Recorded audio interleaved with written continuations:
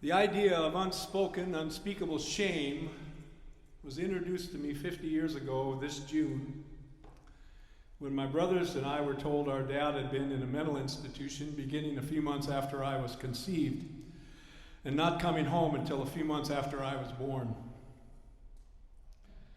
I didn't understand it or name it as shame at the time. I was not consciously aware that everything I thought was true was suddenly in doubt. And while it made or makes no rational sense, on some level, for some reason, I held myself responsible and believed that I was somehow at fault for what felt like a stain on the family. And it would be many years before I would truly understand where so many of those feelings came from, and with that understanding, the revelation that shame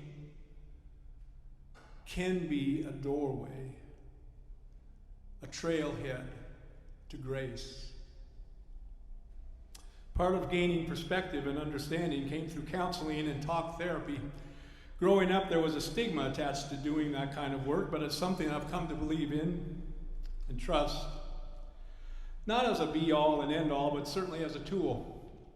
A real help in becoming conscious of unconscious issues as well as dealing with anxiety that is forever a part of who I am. In 2002, I discovered in counseling that I was ashamed that I had not graduated from college. And the story I'd heard over and over growing up was how my grandfather left Sweden so his children would have an opportunity, and that meant education. The real story, a bit more complicated. My dad and his siblings and their spouses became doctors and engineers and dentists and professors. My brothers both excelled in school, each got an advanced degree. I struggled to get B's, number of C's. I got an occasional A. And years later discovered that instead of simply being dumb, my initial long-held self-evaluation, I had likely grown up with undiagnosed dyslexia, which made learning and testing in a traditional sense challenging. It was at my father's memorial in 1997 that the secret of our hospitalization was finally and unexpectedly shared with the world. And for me, the public sharing and airing was my dad's last gift, giving me permission to finally fully explore, expose, and express long hidden and up till then unspoken fears, many of which I believed were imprinted on me beginning around the time that I was born. And little did I know that it would take 20 years to finally be able to define and deal with some of those things that had for so long dealt with and defined me. And while my dad never once second-guessed my decision to leave school, I realized at 55 years old in 2002 that I was somehow haunted by my choice. And because I was finally conscious of the shame I felt, I had some new choices. I could continue to be haunted, I could go back to school and get my degree, or I could realize that the shame was in many ways my own making, and I could deal with it and move on. That's the choice I made. My wife Pat helped me immensely. She gave me a diploma that hangs proudly on the wall of my office. Except for tonight. It says I've attained a master's degree in multidisciplinary creative expression with a specialty in whole person learning and humanities.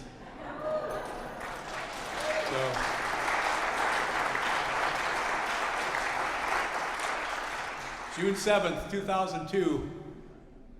Now, understand that this symbolic degree is no more or less significant than the various symbols of heart, brain, and courage that the Wizard of Oz gave the Tin Man, the Scarecrow, and the Lion.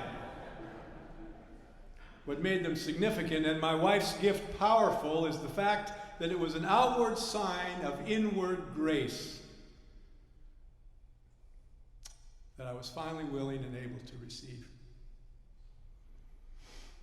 For the most part, the shame was gone. I continued to do the work to understand the choices I made and to accept them, and in time truly learn to love myself. Even the parts that, or maybe especially the parts that I don't necessarily like. Fast forward to 2014, I'm on a bus as part of the Civil Rights Pilgrimage. Adults and students get on a bus together and visit and relive moments from the civil rights movement of the 50s and 60s. The pilgrimages were the brainchild of the head of communications at the University of Washington, where my college transcripts had stood for decades, David Domke. A number of pilgrimage participants are thankful that I'm helping them at that time to bring music to our time together. The department head, David Domke, and I decide that once the trip is over, I'll bring music to future trips. And as the head of the department, he'll find out what I need to complete my degree, and eventually the requirements work out to be a combination of classwork, fieldwork, independent studies. Perfect! The people helping me are now part of my pilgrimage family, which makes it even better. So it's a story as well as a diploma that I'm getting. I really like that. And as it turns out, when I go back to school, I get all A's.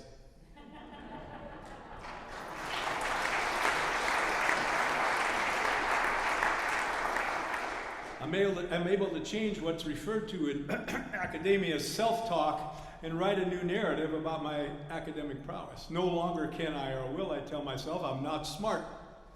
I can continue to poo-poo the idea of a degree, saying it really doesn't matter, it's different, and it's a lot more fun to say that with a diploma in my hand. Why go back? Why now? Because I could. Because it became part of a natural part of a larger narrative instead of simply a flag to capture or something to prove. Because I could become a college graduate instead of simply graduating from college. Because I could do it with the help of those who have become part of my extended family, all of which makes me smile and makes me want to celebrate with you now. It all began in 1968. A year that changed the course of my life and so many others and our country.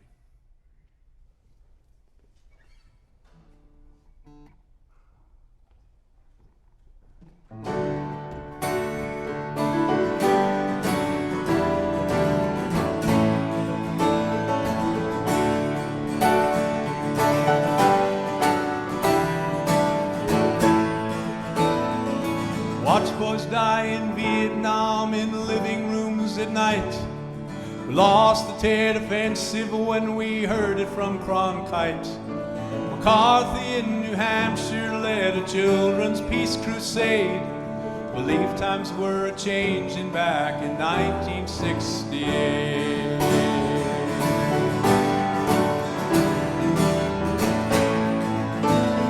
We lost another Kennedy. We also lost a king. May dreams outlive the dreamers was our fervent prayer that spring. When Humphrey lost to Nixon, no one heard of Watergate or knew all we had left to lose in 1968.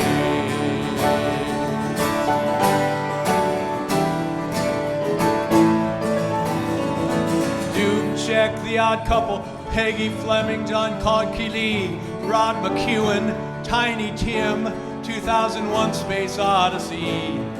When Arthur Ashe won Wimbledon, there was no fear of AIDS. We'd beat disease and bigotry in 1968.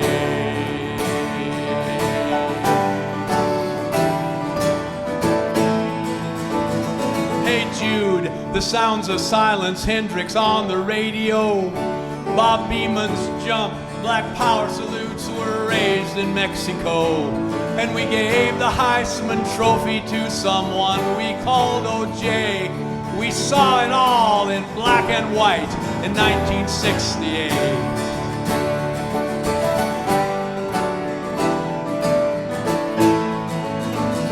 Three astronauts circled the moon and saw the first Earth rise. Frank Borman read from Genesis. No one asked if God had died, and the earth looked like a world at peace that Christmas night in space. We held tight to that illusion, the end of 1968.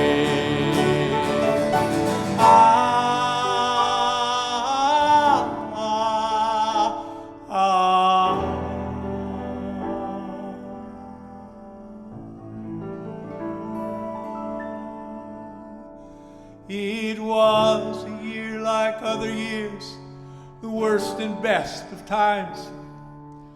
12 months that tried our souls and tried our hearts and minds, that brought us to the future that we're living today, the peril and the promise that was 1960.